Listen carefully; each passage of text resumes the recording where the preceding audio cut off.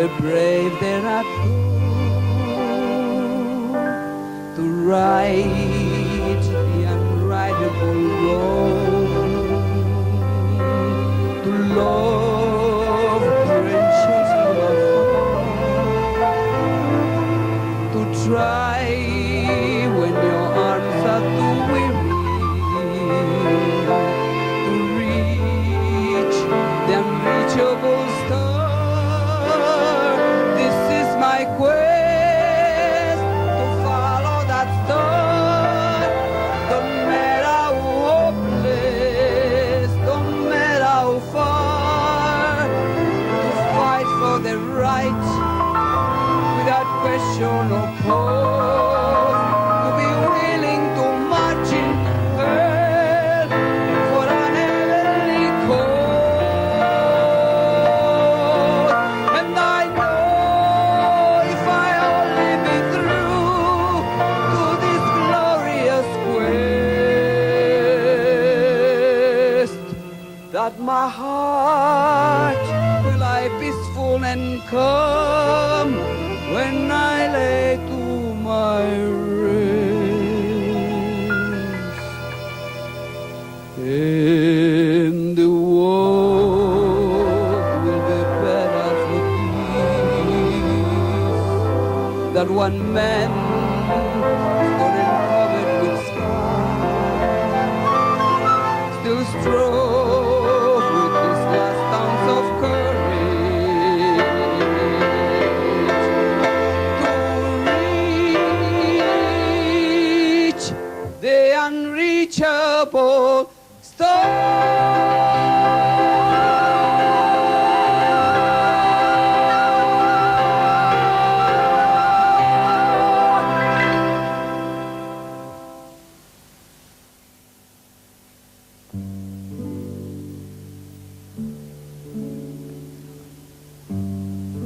Einstein.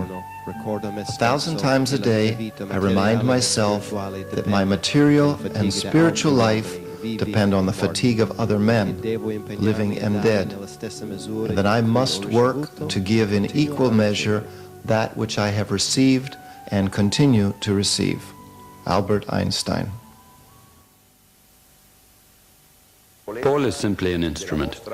He teaches you to develop your health awareness, what it means to be well and to be sick, so that each of you can become, I don't mean your own doctor, but aware of your body, of your energies, and have the ability of using your body and the infinite capacity that life itself has placed inside you. Two very important studies were published in the Canadian medical journal Canadian Family Physician in March 1985. The study concerned the results of the chiropractor David Cassidy and was supervised by the world-famous orthopedist Dr. Kirkcaldy Willis. The first group consisted of 171 patients who had had chronic disabling low back pain and sacroiliac ailments for a period of 7 years. 87% of these patients returned to normal within 2 to 3 weeks under chiropractic care and were without pain 1 year later. Risultati: 87% dei pazienti tornavano a normali entro 2 o 3 settimane con attenzioni chiropratiche e erano senza dolori 1 anno dopo. Il secondo gruppo era fatto da 11 pazienti cronici. The second group consisted of 11 chronic patients of 17 years duration with spinal canal narrowing due to degenerative changes and arthritic spurring. 38% of this group returned to normal after suffering for 17 years. None of the patients in either group were made worse under chiropractic care. Professional formation. How did that tree get so big without medicine? Can we define and understand a global phenomenon like chiropractic? Let's try a little at a time. Chiropractic is an art, a philosophy, and the science of what's natural. That means we never say, quote, let's give this a try, who knows, end quote. It's a system that removes, simply by using the hands, the source of interference along the spinal column, where inside the brain transmits its messages. Its only aim is to remove the disharmonies within a living being, which has its own order.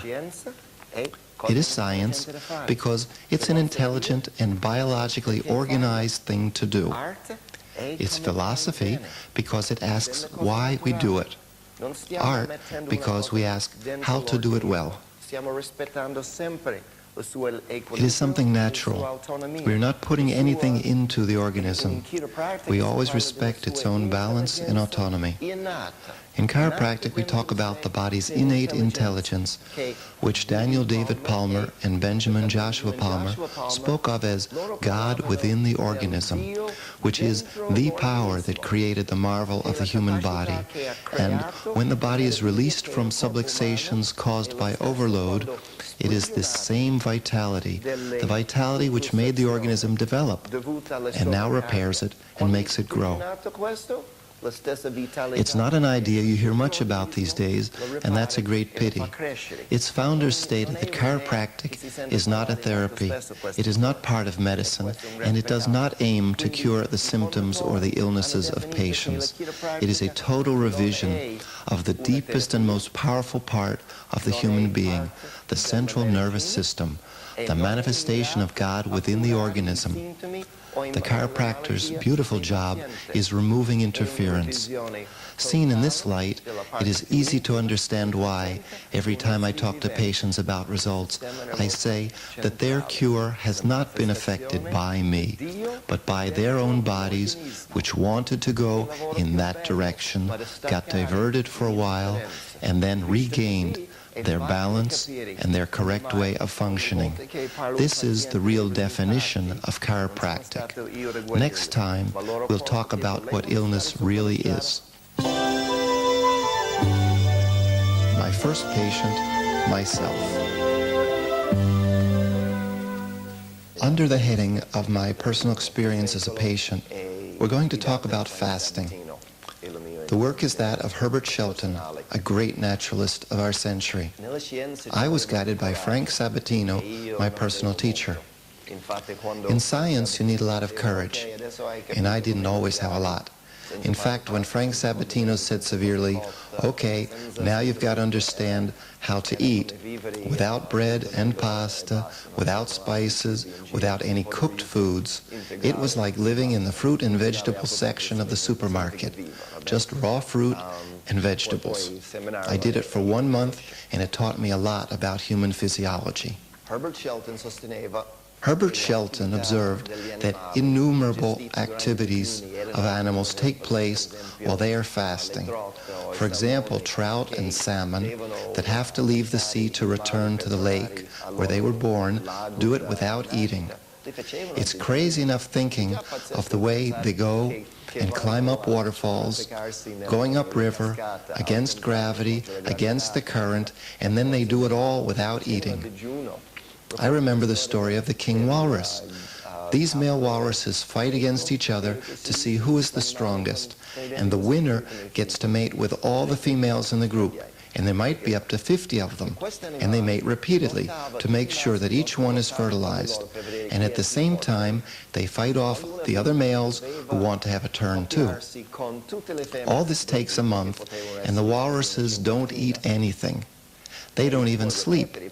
Well, when I heard about this sort of thing, I thought, okay, I can fast too. It's like hibernating. The body recovers and rests. I knew I could survive for up to 2 months without food as long as I had enough water and oxygen. My first fast lasted 5 days, during which time I read 500 pages by Herbert Shelton because I needed encouragement. Our worry is always that we are damaging our bodies, but in reality, it was sublime. And every time I did it, it got better. I'll tell you something. I'll give you a hint about next time. Last time I talked about allergies, well, when I finished fasting, my allergies had disappeared. I'll tell you about it next time. Homework. Number 1, don't eat butter or oil that has been fried or heated. Number 2, fruit should only be eaten on an empty stomach.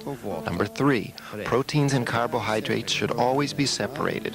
Number 4, if you do not feel well in any way, don't eat proteins until later.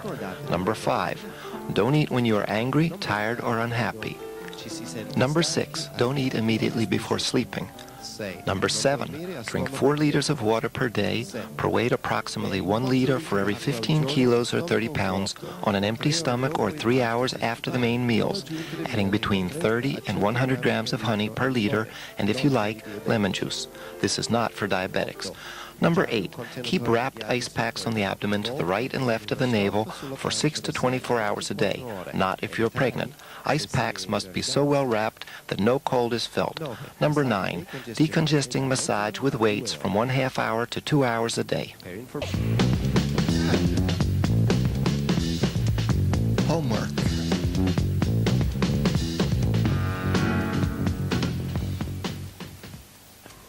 L'ultima puntata è sul digiuno. The last part was about fasting. I can't tell you in 3 minutes how spectacular, how profound, how marvelous a fast can be, how it is guided by your innate intelligence, but also how I'll be coming to your house to break both your legs if you try it without a guide. The dominant mentality here is light years away from fasting, especially for intelligent and mature people.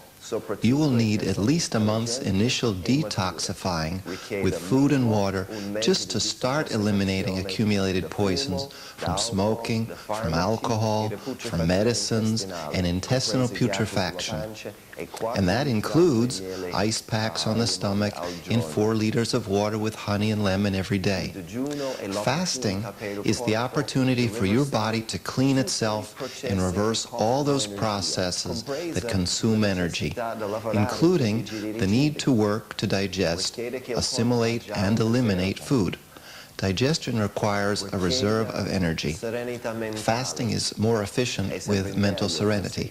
It's always better like that. If your momentary situation is too difficult and you don't have a lot of experience, it's much more intelligent to do a partial fast, supported by fruit as well as water and honey for now. A fast must always be accompanied by 3, 4 liters or even more of water every day. Otherwise, the body loses its natural balance in a very dangerous way. I've known several people who believed that they were doing something really natural, and they almost managed to kill themselves like that. Don't play games with this system. By the way, it should be said that anyone who has ever been on an intravenous feeding was already fasting. Obviously, the needs of the moment pushed him or her into it even without sufficient preliminary detoxification. Fasting is a way of taking advantage of something that in chemistry is referred to as a diffusion gradient. It's a series of related chemical reactions comparable to a series of waterfalls, where energy is used with magnificent efficiency as nature always does. For example, a cleaner stomach and intestine makes the blood cleaner, and the cleaner blood makes the tissues cleaner. And when the tissues get rid of their toxins in the cleaner blood, this takes it to the kidneys, and the kidneys can filter the newly arrived poisons, which might be quite a lot.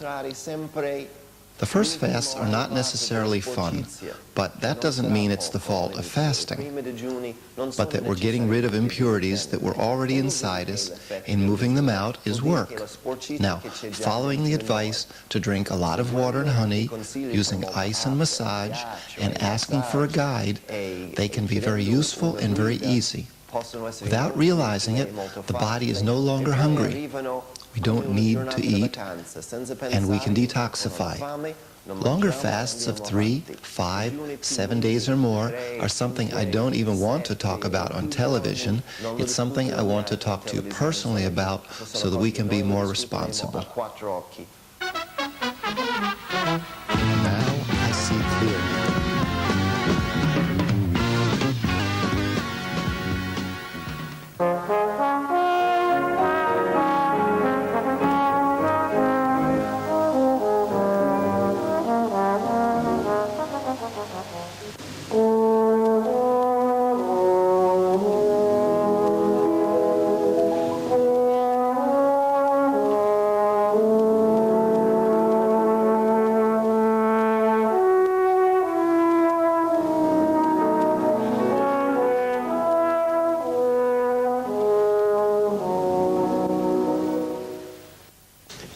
What I've learned studying with Paul is useful to listen to my body in order to understand its messages, especially when I'm tired, to understand ahead of time what reactions I can expect.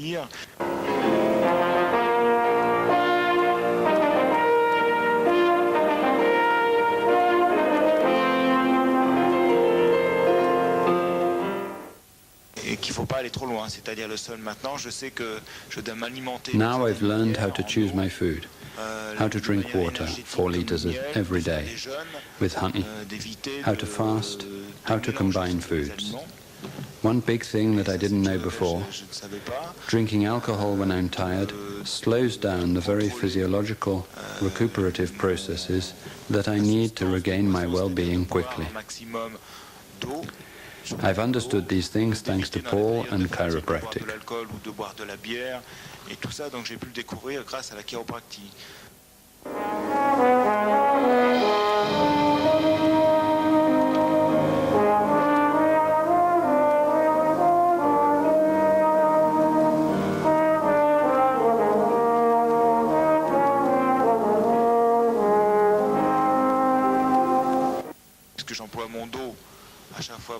I make great use of my back muscles when I play the trombone.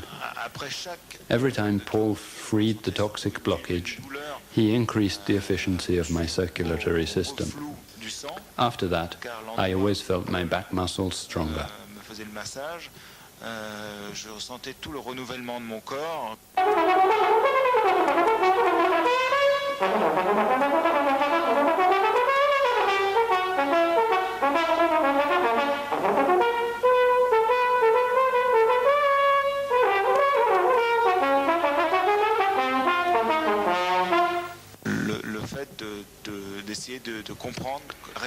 Now I understand my body more completely, especially how to relax it by regulating the speed and the position of my breath.